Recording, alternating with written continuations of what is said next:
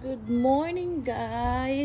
Okay, guys. So, gagawin na ang ating bakod. Ayan. From napakaluma to napakabago. Ayan. So, pantayan natin, guys. Okay, guys. Sabutan natin si Sweetheart dahil hindi siya mapakali sa kalaykay. Nahanapan mo yung kaykay? Ha? Nahanapan mo?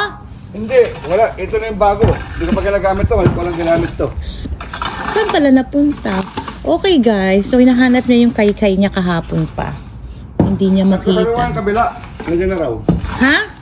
Sabi mo yung kabila. Ah, nandiyan na yung kabila. Okay. Ayan, guys. So, pupuntahan natin yung kapitbahay. Kasi kagahapon talaga, pumunta ako dyan para magpaalam na kami ay medyo mag-iingay ng konti sa construction ng aming ito. Bilan mo na ng bago.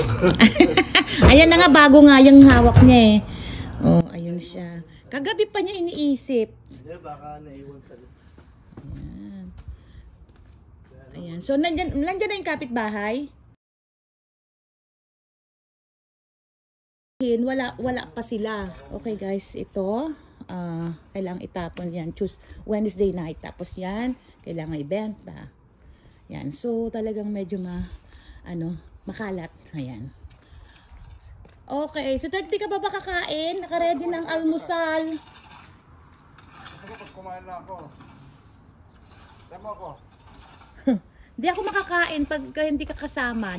Charot. Ayan.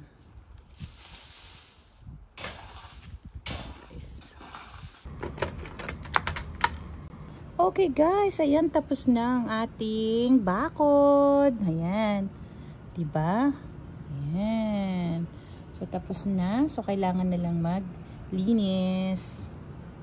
Okay. 2 days yan na ginawa. Diba? Ang ganda, shala. Parang 1.5 days lang.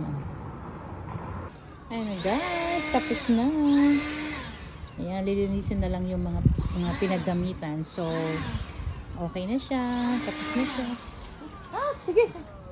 Taran! Ayan na ang shala, diba? Ito yung itsura sa labas. Thank you for watching!